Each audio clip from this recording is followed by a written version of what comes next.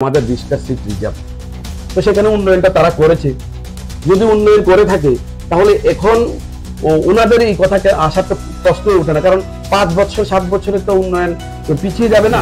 একটা চাকরি যদি দেখাতে পারেন যে স্বচ্ছ নিয়োগ নীতিতে হয়নি এবং কোনো চাকরি এই স্বচ্ছ নিয়োগ নীতি নির্ধারণ হয়নি বলে চাকরি চলে গেছে, তাহলে আমরা বলতাম যে আমাদের স্বচ্ছ নিয়োগ হওয়া দিতে হয়। তাদের তো রাজনীতি করা তাদের লক্ষ্য, ব্যবসা মনে করে রাজনীতিটা। তো যেদিন থেকে তারা ওই গদিচ্যুত হলো সেদিন থেকে তাদের মোটিভ ভ্রষ্ট হয়ে। আপনারা দেখছেন ত্রিপুরা টিভি। আজকের ত্রিপুরা টিভির বিশেষ অনুষ্ঠান লোককথায় আমাদের সাথে যিনি রয়েছেন তিনি ধনপুর বিধানসভার বিধায়ক তথা জনপ্রিয় বিধায়ক বলা যেতে পারে বেন্দু দেবনাথ। নমস্কার দাদা আপনাকে। ত্রিপুরা টিভির বিশেষ টক শো লোককথা, যেখানে উঠে আসে সমাজ, সংস্কৃতি ও সমসাময়িক প্রসঙ্গের নানা দিক। প্রতি রবিবার রাত 8টায় চোখ রাখুন ত্রিপুরা টিভির পর্দায়। নমস্কার, আপনাদের টিভি ত্রিপুরার সমস্ত দর্শকদের আমার পয়লা বৈশাখের শুভেচ্ছা। যেহেতু আমরা বাঙালি, প্রত্যেকেই বাঙালির একটা আবেগ বৈশাখের সঙ্গে যুক্ত থাকে। এই শুভ নববর্ষে আন্তরিকভাবে আপনাদেরকেও শুভেচ্ছা জানাই। আর যদি রাজ্য রাজনীতির প্রসঙ্গে জানতে চাই, কিংবা আপনার বিধানসভায় রাজ্য রাজনীতিতে সহ আপনার বিধানসভার বিজেপির বর্তমান অবস্থানটা কিরকম? বিজেপি সর্বভারতীয় স্তরে বিজেপির অবস্থান খুব দৃঢ়। আগামী আরো কমপক্ষে 30 বছর আমাদের এই সরকার ভারতবর্ষে তার শাসন প্রশাসন চালিয়ে যাবে, এবং পাশাপাশি আমাদের ত্রিপুরা সহ আমাদের বিধানসভায়ও কোথাও কোনো ঘাটতি নেই। সংগঠন খুব দৃঢ় রয়েছে, আগামী দিনে আরো শক্ত হবে। কারণ বর্তমান যে যুব সমাজের উপর আমাদের যে হাতিয়ার করা হয়েছে যুব সমাজকে, আজকে দেখছেন যে মন্ডল সভাপতি থেকে শুরু করে সবাই যুবদের উপর নজর রাখছে। আমাদের প্রশাসন এবং শাসন এবং রাজনৈতিক যে দায়িত্ব প্রত্যেকেই আমাদের যুবককে দেওয়া হয়েছে। এটা আমাদের জন্য একটা নতুন অভিজ্ঞতা যে আমরা যুবকরা প্রত্যেকেই আমরা এই রাজ্যকে চালাবো এবং এই সরকারকে চালাবো, এই দলকে চালাবো। যদি প্রসঙ্গক্রমে বলতে হয়, কিছুদিন পূর্বেও আমরা দেখেছিলাম ধনপুর সহকারে গোটা রাজ্যেই যে দলীয় কর্মীদের মধ্যে একটা বিচ্ছিন্নতার বাতাবরণ সৃষ্টি হয়েছিল, সেই বিষয়টাকে কিভাবে গুছিয়ে নিচ্ছেন আপনারা? এমন কোনো সমস্যা নেই। আসলে আমরা পরিবারতান্ত্রিক দল নই, আমরা সর্বভারতীয় যেহেতু দল, বিভিন্ন সংগঠন থেকে আমরা, যেমন এসসি এসটি জনজাতি সবাই মিলে আমাদের এই সংগঠনকে শক্ত করে ধরে রাখছে। তো সেখানে আমাদের পরিবারেও অনেক সময় দেখা যায় যে আমরা যে পরিবারে বিলীন করলে আমাদের ভাইদের মাঝে মধ্যে বিভিন্ন সমস্যা হয়। তো সেই সমস্যার মধ্যে আমাদের যে সংগঠনে যারা রয়েছে বিভিন্ন সংগঠনের মধ্যে সেই সমস্যাগুলি হয়, এমন কিছু না। আমরা এক এবং অভিন্ন। আগামী দিনে আমাদের এই ভারতবর্ষকে শ্রেষ্ঠ ভারত গড়ব, এটাই আমাদের মাননীয় প্রধানমন্ত্রীর লক্ষ্য। আপনি স্থানীয় বিধায়ক, পূর্বে 25 বছর এই জায়গার মধ্যে বামপন্থীরা ছিলেন বা বাম বিধায়ক ছিলেন। তো একটা প্রসঙ্গক্রমে অনেক সময় বিরোধীদের কথা ওঠে যে এখন তো স্থানীয় বিধায়ক পেলেন, তো এখন তিনি উন্নয়নের কার্যক্রমতা কতটা রাখছেন, বা তাদের থেকে এই অভিযোগটা বারবার উঠে আসছে যে স্থানীয় বিধায়ক থাকা সত্ত্বেও উন্নয়ন সেরকম হচ্ছে না। বলতে গেলে বিরোধীরা মিথ্যা প্রচার করবে, প্রায় সবসময় তারা অপপ্রচার চালিয়ে যায় যে আমাদের সরকার সঠিকভাবে কাজ করছে না। অপপ্রচারে তাদের একটা হেবিট হয়ে গেছে। তো আমরা মুখে নয় কাজে বিশ্বাসী। কারণ গত 7 বছরে যদি আপনি সরকার দেখেন, আমাদের এই ত্রিপুরা রাজ্য সহ আমার এই বিধানসভাতে প্রধানমন্ত্রী আবাস যোজনা বলুন, তারপর স্বচ্ছ ভারত যোজনায় বলুন, আমাদের বিভিন্ন প্রকল্পগুলি ছড়িয়ে ছিটিয়ে প্রত্যেক মানুষের কাছে একদম সমাজের অন্তর্দয় ব্যক্তিকে দেওয়ার প্রকল্প আমরা চালিয়ে যাচ্ছি। পাশাপাশি উন্নয়নের ক্ষেত্রে যদি বলি যে সার্বিক উন্নয়ন, রাস্তাঘাট, জল, বিশেষ করে আপনি দেখেন আমাদের যখন আমাদের 2018 সালে আমাদের সরকার আসে, তখনকার থেকে এখন পর্যন্ত উন্নয়নের দিক থেকে জলের জন্য যদি আমরা বলি প্রধানমন্ত্রী আবাস যোজনায় এবং জল হর ঘর জল, এই জলের প্রকল্পের মাধ্যমে প্রায় 79% গড়ে, আমি যদি আমার 2টা ব্লক হিসাব করি, যেমন মোহনভোগ এবং কাঠালিয়া 2টা ব্লক রয়েছে, প্রায় 79% মানুষের বাড়িতে জল পৌঁছে গেছে। পাশাপাশি যেখানে বিদ্যুৎ যাওয়ার কথা ছিল, আমাদের 25 বছরে লাস্ট যে সরকার ছিল, এখানে মাননীয় মুখ্যমন্ত্রী, প্রাক্তন মুখ্যমন্ত্রী ছিলেন, সেই নিরিখে যদি আমরা বিবেচনা করি যে উনি ওইখানে কিছুই করেননি, উনি শহর কেন্দ্রিক রাজত্ব করে গেছেন। আজকের দিনে আমরা আমাদের প্রধানমন্ত্রীর যে স্বপ্ন, আমাদের উদয়টা গ্রাম থেকে হবে, সেই উদয়ের জন্য সবকিছু মিলিয়ে আমরা এগিয়ে যাচ্ছি।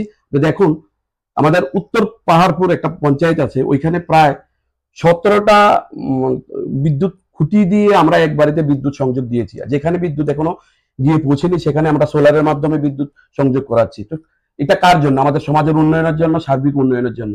তো মিথ্যাবাদী যারা রয়েছে তারা মিথ্যা প্রচার করবে, আমরা আমাদের কাজ করে দেবো। আমরা মানুষের জন্য কাজ করি, সমাজের জন্য কাজ করি, রাষ্ট্রের জন্য কাজ করি। এটা আমাদের গতিমান প্রক্রিয়া।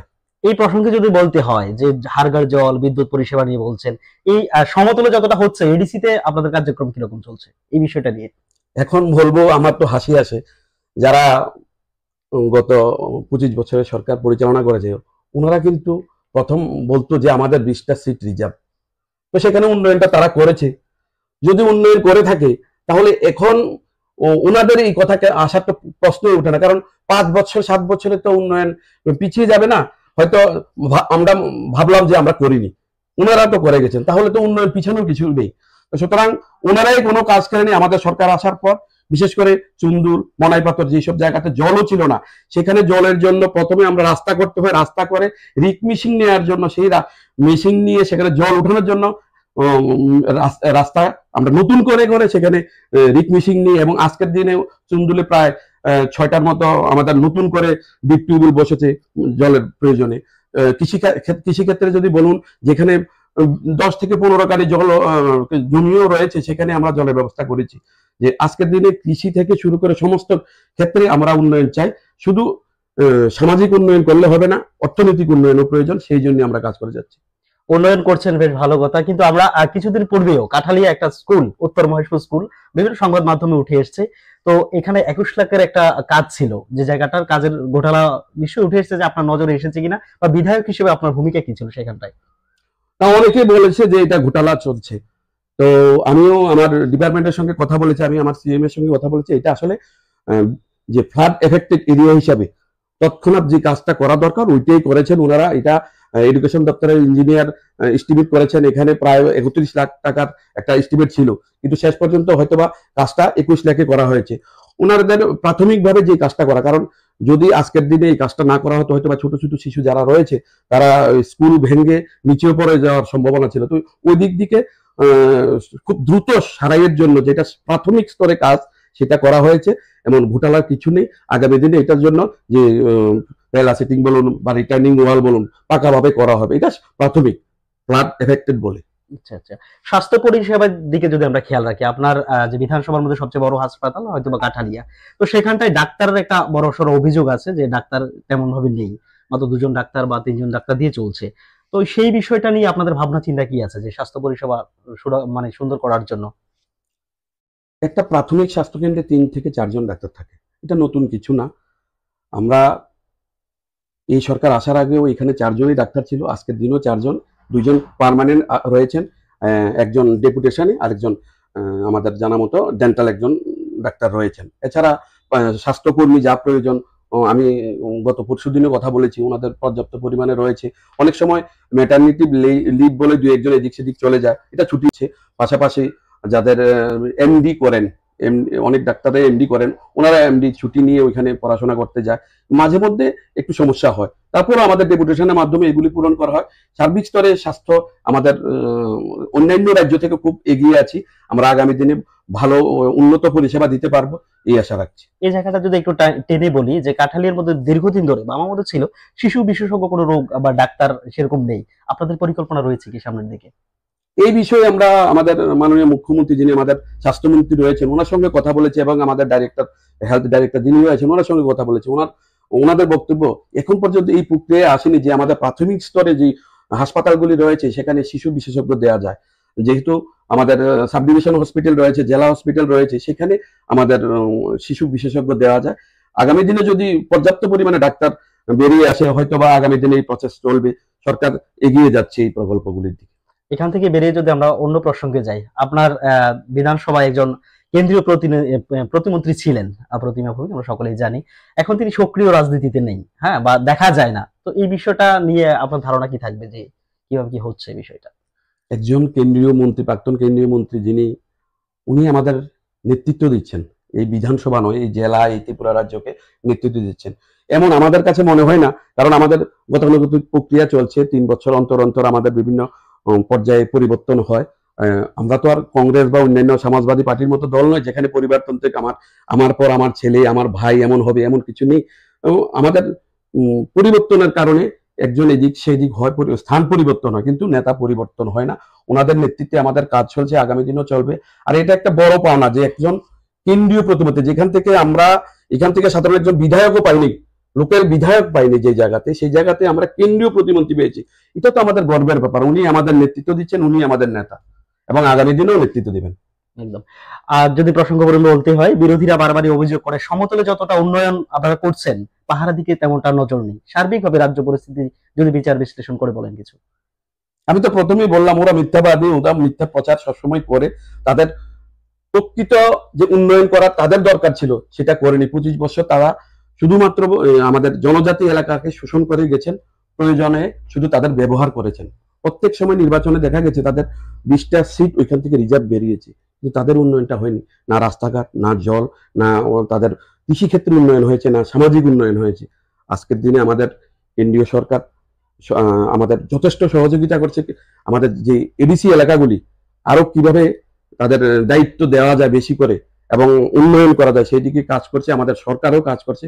আপনারা জল থেকে নল, তারপর বিদ্যুৎ, তারপর রাস্তাঘাট, প্রত্যেক দিকে যদি দেখেন, আপনারাও ঘোরাফেরা করেন, আমরা দেখি সবসময়, আপনারাও ঘোরাফেরা করেন, অবশ্যই টের পাবেন যে গত 5-7 বছরের আগের ডিফারেন্স, বর্তমান সরকারের যে পরিবর্তনের যে ফল সেটা আপনারা পেয়ে যাবেন।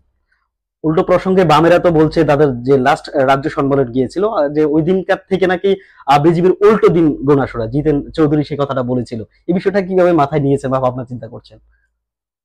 মানুষকে হাওয়া দিতে হয়, তাদের তো রাজনীতি করা তাদের লক্ষ্য, ব্যবসা মনে করে রাজনীতিটা। তো যেদিন থেকে তারা ওই গদিচ্যুত হলো, সেদিন থেকে তাদের মতিভ্রষ্ট হয়েছে, যেখানে সর্বভারতীয় স্তরে তারা ক্ষীণ হয়ে যাচ্ছে, শূন্য হয়ে যাচ্ছে। আজকে ত্রিপুরা রাজ্যে তাদের পরিবর্তন হবে এটা ভাবা যায় না। মানুষ তাদেরকে বঞ্চিত করেছে, সাধারণ মানুষ তাদের পাশে নেই, তারা তাদেরকে নিয়ে কাজ করছে। আপনি দেখেন যে কোনো মিছিল মিটিং যে কোনো সময় দেখবেন যে তাদের 2-4 জন কর্মী ছাড়া আর যারা এখনো বয়োজ্যেষ্ঠ যারা রয়েছে, ধুতি পরে যারা এখনো রাজনীতি করে, যুব সমাজ তাদের থেকে অনেক দূরে, তারাই এখনো নেতৃত্ব দিচ্ছেন। হয়তোবা এবার আমরা শুনলাম যে মানিক বাবুকে পলিট ব্যুরো থেকে সরিয়ে নতুন মুখ দিয়েছেন। এখন তাদের লক্ষ্য হয়তোবা আমাদের যে পরিবর্তনের ফল ওনাদের মধ্যে গেছে। আমরা খুশি যে তারা আমাদের পথে হাঁটছে এবং রাষ্ট্র নির্মাণের পথে হাঁটুক। আমরা চাইবো তাদের পরিবর্তন আমাদের মতো হোক এবং রাষ্ট্রের জন্য কাজ করুক। একদমই সুন্দর একটা প্রসঙ্গ এই জায়গা থেকেও বেরিয়ে আসে। 2018 সালের পূর্বে আপনি যুব নেতা ছিলেন বা যুবকদের ওই সময় প্রাধান্য দেওয়া হয়েছিল। ঠিক 28 নির্বাচন সামনে আসছে, একইভাবে কি যুবকদের প্রাধান্য দেওয়া হচ্ছে কোথাও? সন্দেহের কোনো অবকাশ নেই, কারণ আপনারা দেখবেন এবার যে আমাদের নির্বাচন গেল, আমাদের সাংগঠনিক নির্বাচনে আমাদেরকে যুব সমাজকে কিভাবে এগিয়ে নেওয়া যায়, প্রত্যেকটা মন্ডল সভাপতি নির্দিষ্ট বয়স ধরা ছিল। ওনারা যুব সংগঠন থেকে গিয়েছেন। পাশাপাশি আপনারা যদি দেখেন, আমি নিজেও প্রায় 6 বছরের মতো যুব সংগঠনে কাজ করেছেন। ভারতীয় জনতা যুব মোর্চাতে ছিলাম সাধারণ সম্পাদক হিসাবে। আমার পার্টির বিভিন্ন সংগঠনে যারা এখন রয়েছেন, যুব সমাজ থেকে এসে, যুব সংগঠন থেকে আসে আজকে বিভিন্ন প্রশাসনিক লেভেলে এবং ভারতীয় জনতা পার্টির যে মাদার কমিটি রয়েছেন সেই মাদার কমিটিতে স্থান করে নিয়েছে। সুতরাং ভারতীয় জনতা পার্টি যুবকদের জন্য কাজ করছে, যুবকদের নিয়ে কাজ করছে এবং আগামী দিনেও কাজ করবে। শিক্ষার দিকে যদি আমরা একটু তাকাই, 10,323 চাকরি যাওয়ার পর, হ্যাঁ, সেরকম ভাবে শিক্ষক স্বল্পতা রয়েছে কোথাও। এই বিষয়টা বিরোধীর যেমন অভিযোগ, বা কোথাও থেকে আমরাও খবর পাচ্ছি। তো এই বিষয়টা আগামী দিনে কিভাবে দেখছেন? আসলে 10,323 যাওয়ার পর একটা বড় সংখ্যা আমাদের স্কুল থেকে শিক্ষকের স্বল্পতা দেখা দিয়েছিল। কিন্তু বর্তমান সরকার আসার পর যে টেডের মাধ্যমে, টেড 1 টেড 2 মাধ্যমে অনেক আমাদের শিক্ষক নিয়োগ করা হয়েছে। এখনো অল্প কিছু শিক্ষক স্বল্পতা রয়েছে। তবে আমাদের একটা সমস্যা হলো যে বাম আমলে যে শহরমুখী শিক্ষকদের নিয়োগ করা হয়েছিল, সেখানে এখনো তাদেরকে রেখে দেওয়া হয়েছিল। এখন আমরা এর পরিবর্তন করা যায় না, একটা বিরাট একটা বিরোধিতা হতে পারে। তাই আমরা আস্তে আস্তে পরিবর্তন করছি যে শহরমুখী স্কুলগুলিতে যেখানে বেশি টিচার রয়েছে সেখান থেকে পরিবর্তন করে এখানে বিভিন্ন গ্রামাঞ্চলে যেন তাদেরকে পাঠানো যায় সেই প্রক্রিয়া চলছে। এবং যেখানে বেশি শিক্ষক রয়েছে সেখান থেকে সমসাময়িক পরে সমানভাবে যেন বন্টন করা হয় শিক্ষক, সেই ব্যবস্থা আমরা করছি এবং নিয়োগ প্রক্রিয়া চলছে। হয়তোবা আপনারা দেখেছেন কালকেও আমাদের অনেকেই নতুন করে শিক্ষক নিয়োগ করা হয়েছে। এই প্রক্রিয়া চলমান প্রক্রিয়া আগামী দিনও চলবে। একদমই সার্বিক পরিস্থিতি যদি আমরা সামনের বিধানসভার দিকে নজর রাখি 2028, তো আপনার বিধানসভা একটা গুরুত্বপূর্ণ বিধানসভা, যেখান থেকে মুখ্যমন্ত্রী ছিলেন প্রাক্তন মুখ্যমন্ত্রী মানিক সরকার ছিলেন। তো আগামী দিনে যদি গুছিয়ে নিতে হয় দলটাকে, সার্বিক পরিস্থিতিতে আপনার দলীয় কর্মীদের প্রতি কি বার্তা থাকবে? আসলে ভারতীয় জনতা পার্টি সর্বদা প্রস্তুত। আজকের দিনেও যদি আমাদের প্রদেশ কমিটি বা আমাদের সর্বভারতীয় দল যদি আমাদের ঘোষণা করেন যে নির্বাচন হবে, আমরা প্রস্তুত। আমরা সর্বদাই নির্বাচনের জন্য প্রস্তুত এবং মানুষের সাহায্যার্থে প্রস্তুত। তো এমন সংগঠনে এমন আহামরি কিছু নেই যে আমরা পিছিয়ে আছি, আমরা প্রতিনিয়ত কর্মসূচি আছে। তবে আমার আগেরকার সময় বামপন্থীদের যে নিয়োগ যে প্রক্রিয়া ছিল, যে সাধারণ মানুষকে নিয়ে প্রতিনিয়ত মিটিং মিছিলে হাঁটা, এটা আমাদের নেই। আমরা এটা গর্ব করে বলতে পারি এবং সাধারণ মানুষ আমাদের মিছিলে হাঁটতে হয় না। আমরা চাই সবাই কে নিয়ে সবার জন্য কাজ করার, এটাই করছি। আমরা প্রতিদিন আহ্বান করছি দল মত নির্বিশেষে, হিন্দু হোক, মুসলিম হোক বা জনজাতি হোক, প্রত্যেককে নিয়ে আমরা কাজ করতে চাই এবং তাদের উন্নয়নের জন্য কাজ করতে চাই। সংগঠনটা তাদের জন্যই। তো সুতরাং সংগঠন যদি তাদের জন্য হয়, আমরা প্রস্তুত তো সর্বদাই থাকবো। তো তাদেরকে নিয়ে সংগঠন করব এবং তাদেরকে নিয়ে আমরা নির্বাচন করব, এত সন্দেহের কিছু নেই। 28 বলুন আর 27 বলুন আর 29 বলুন, নির্বাচন আমরা করছি এবং নির্বাচনে জয় আমাদেরই হবে। এবং ধনপুর বিধানসভা কোনো সন্দেহ অবকাশ নেই, এখানে বিরোধীদের কোনো স্থান থাকবে। নিয়োগ নীতি নিয়ে যেহেতু একটু ছোট করে বললেন, এই জায়গার মধ্যে দাঁড়িয়ে আমরা এখনো বাবুদের থেকে অভিযোগ পাই, মাঝে মধ্যে ওরা ভাষণে বলে থাকেন স্বচ্ছ নিয়োগ নীতি কোথাও হচ্ছে না। এই বিষয়টা কেমন বা ব্যাখ্যা করবেন? 10,323 তাদের উদাহরণ। আজকের দিনে একটা চাকরি যদি দেখাতে পারেন যে স্বচ্ছ নিয়োগ নীতিতে হয়নি এবং কোনো চাকরি এই স্বচ্ছ নিয়োগ নীতির নির্ধারণ হয়নি বলে চাকরি চলে গেছে, তাহলে আমরা বলতাম যে আমাদের স্বচ্ছ নিয়োগ নীতি নেই।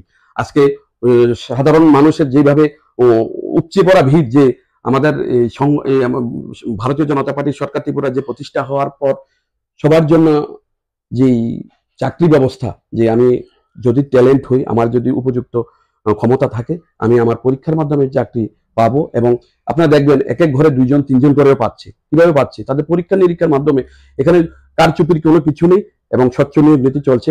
আমরা চাইবো এই নিয়োগ নীতির মাধ্যমে হোক এবং প্রত্যেক যুব সমাজকে বলবো আপনারা পড়াশোনার প্রতি নজর দিন এবং রাষ্ট্র নির্মাণের দিকে নজর দিন। আপনাদের দ্বারাই আমাদের এই রাষ্ট্র শ্রেষ্ঠ রাষ্ট্র হবে।